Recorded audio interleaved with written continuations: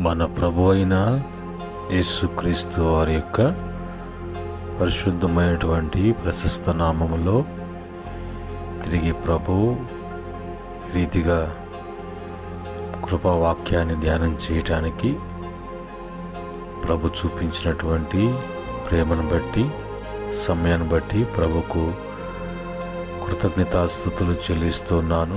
అలాగనే ప్రతిరోజు విడువక దేవుని యొక్క కృపావాక్యాన్ని వింటూ బలపడుతూ దేవుని సన్నిధిలో ఎదుగుతున్న ప్రతి బిడ్డ కూడా ప్రభు పేరిట శుభములు, ప్రభు పేరిట మీకు వందనములు తెలియచేస్తూ ఉన్నాను.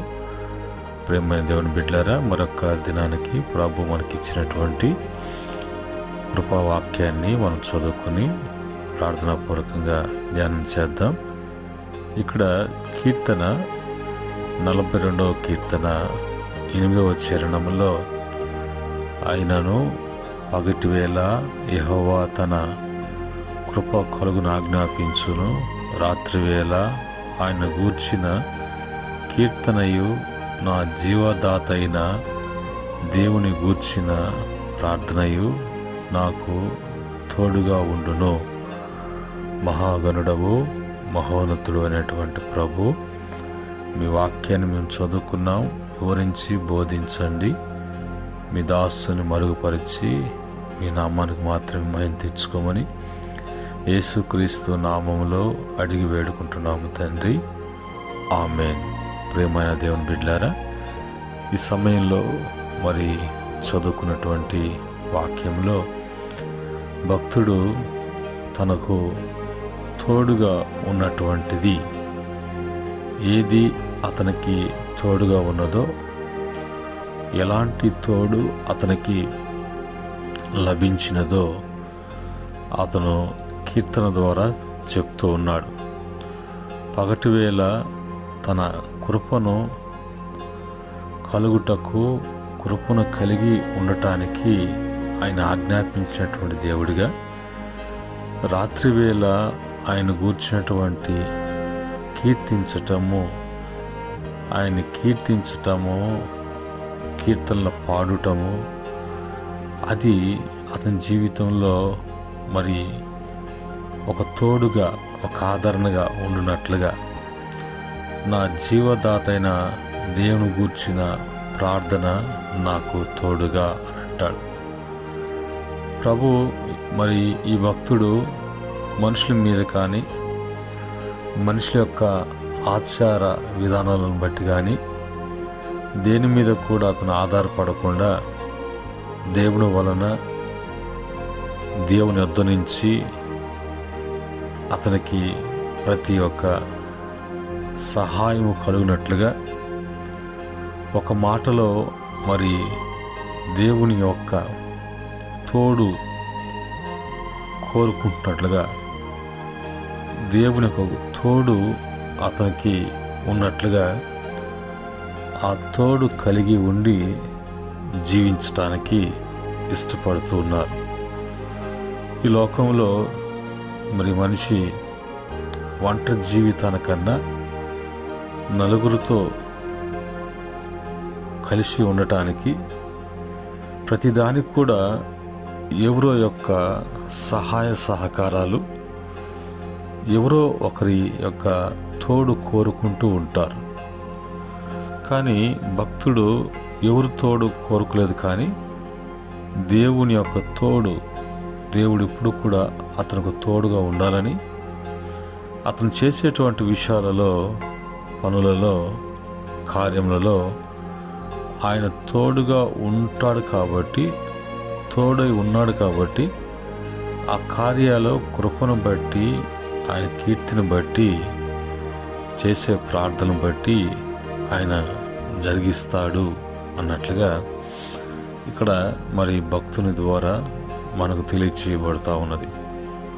ఈరోజు దేవుని యొక్క తోడు మనకు ఉండాలంటే, దేవుని తోడు కలిగి మనం జీవించినప్పుడు మనకు మరి జరిగేటువంటి కార్యాలు మేలేంటి అని చూసినప్పుడు మరి కీర్తన 89వ కీర్తన 28వ చరణంలో, నా కృప నిత్యము అతనికి తోడుగా నుండజేసేదను, నా నిబంధన అతనితో స్థిరముగా నుండును.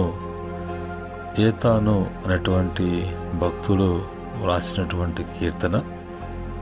ఇప్పుడు దేవుడే అతనికి తోడుగా ఉన్నట్లుగా దేవుడు తనతో చేసుకున్నటువంటి, దేవునితో చేసుకున్నటువంటి నిబంధనల్లో మరి స్థిరముగా ఉండునట్లుగా ప్రభు యొక్క తోడు అతనికి కనిపిస్తుంది. ఇక్కడ నిబంధన ఒక ప్రమాణముతో కూడినటువంటిదిగా, ఆ ప్రమాణ బంధముతో ఉన్నట్లుగా, ఆ ప్రమాణ బంధము అతన్ని స్థిరపరుస్తున్నట్లుగా ఇక్కడ వాక్యం ద్వారా తెలియచేయబడుతుంది. కనుక మనం కూడా అనేక సందర్భాలలో ప్రభుతో కొన్ని నిబంధనలు చేసుకుంటూ ఉంటాం. వాటిని తొట్టెళ్ళకుండా వాటిలో మనము స్థిరులుగా ఉండటానికి ప్రభు యొక్క తోడు మనం కోరుకోవాలి. రెండవదిగా 119వ కీర్తన 98వ చరణంలో, నీ ఆజ్ఞలు నిత్యము నాకు తోడుగానున్నవి, నా శత్రువులను మించిన జ్ఞానము అవి నాకు కలుగు చేయుచున్నవి.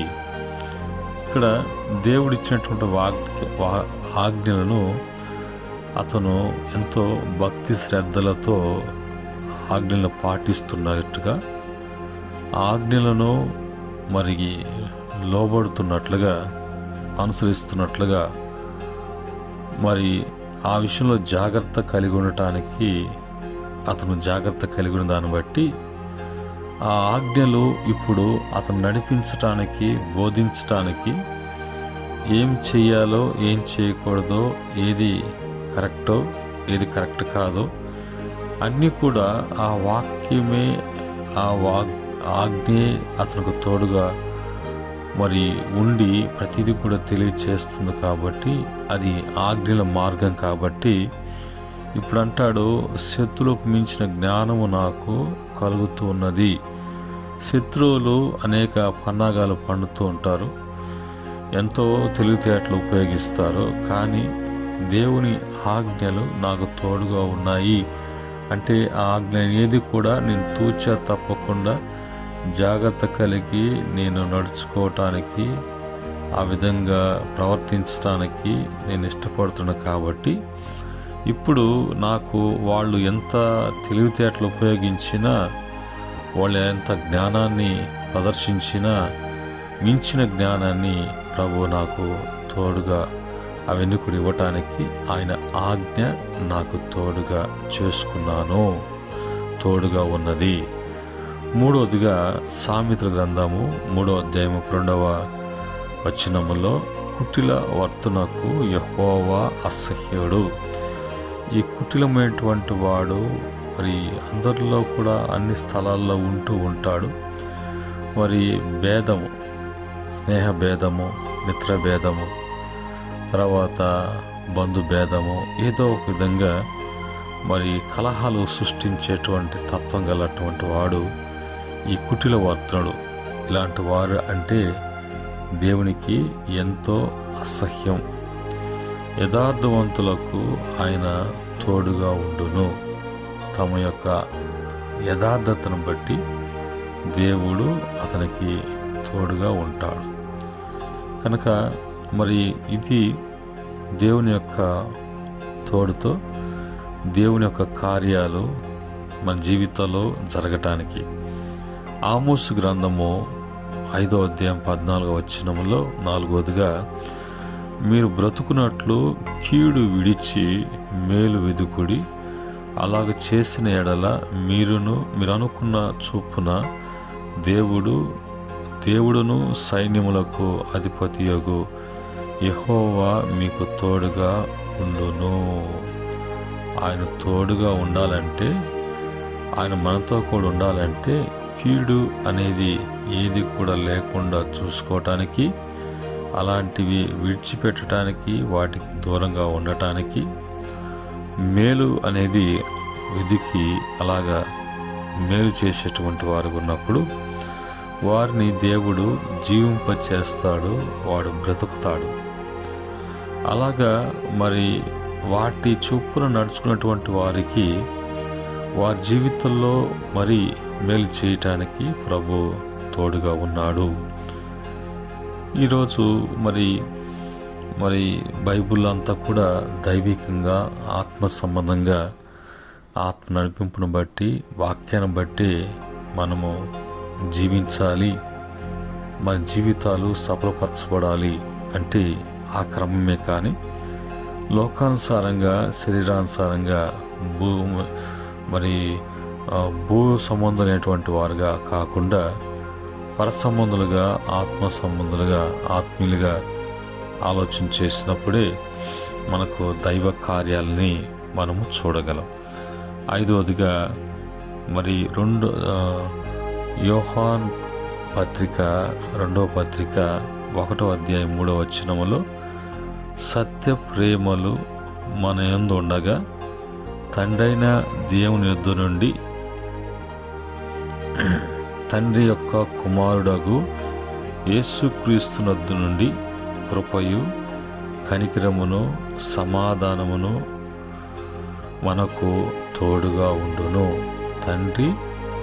తండ్రి యొక్క కుమారుడైనటువంటి యేసు యొక్క కృప కనికరము సమాధానము మనకు ఎప్పుడు కూడా తోడుగా ఉండి అన్ని విషయాలలో మనం జాగ్రత్త పరుస్తూ బలపరుస్తూ స్థిరపరుస్తూ నడిపిస్తూ ఉండేటువంటి అనుభవంలోకి మనం వెళ్ళాలంటే మనలో ఎప్పుడు కూడా సత్య ప్రేమలు మనలో ఉండాలి. సత్యము ఉండాలి, అలాగనే మరి ప్రేమ కూడా ఉండాలి.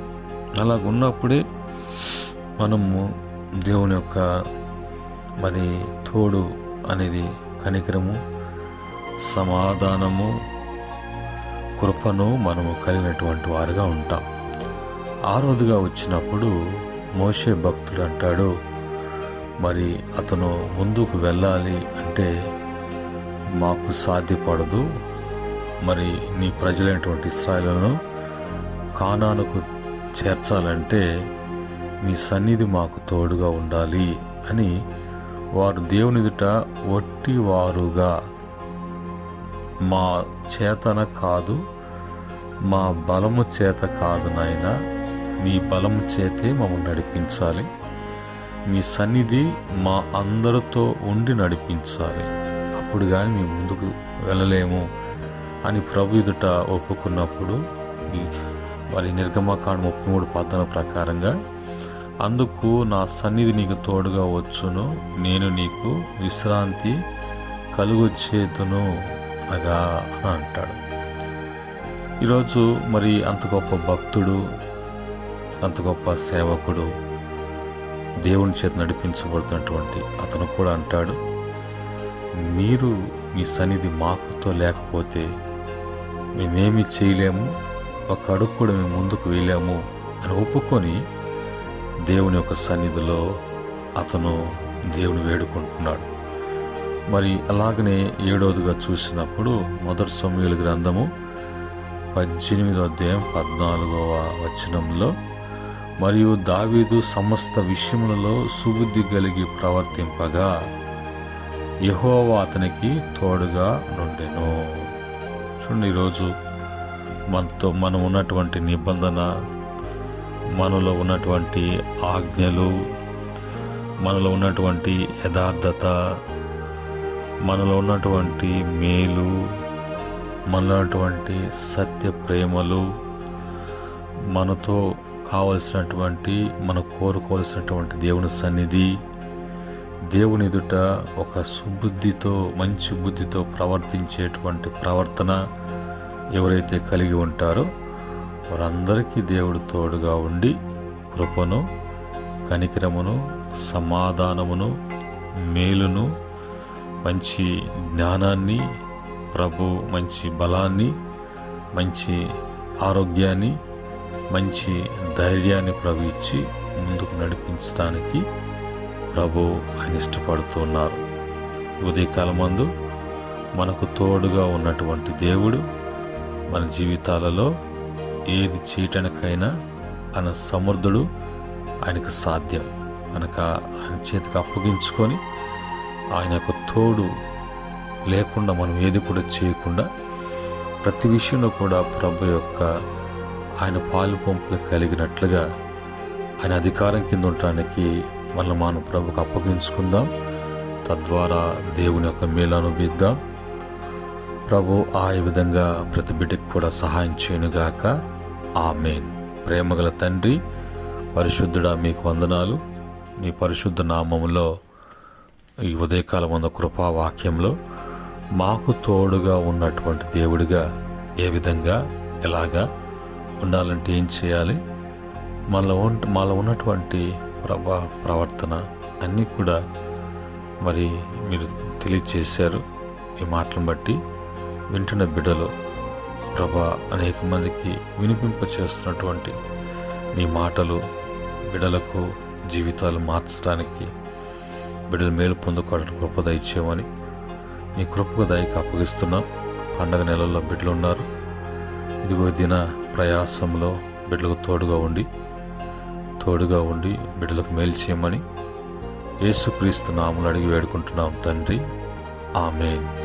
పరమ తండ్రి దేవుని ప్రేమ, రక్షకుడు యేసు కృప, పరిశుద్ధాత్మ యొక్క సహవాసం ఈ మాటలు వింటున్న బిడ్డలకును, బలపడుతున్న బిడ్డలకును, మరి అనుసరిస్తున్న బిడ్డలకును, సకల పరిశుద్ధులకును ఆయన దాసులకును సదా తోడై ఉండి నడిపించునుగాక. ఆమేన్. దేవుడు మిమ్ములను మీ కుటుంబాలు కలిగిన యావత్తును కూడా ఆస్వాదించి వృద్ధిపరచడానికి మరియు ముందుకు నడిపించడానికి దేవుని తోడు మీకందరికీ ఉండునుగాక. ఆమేన్.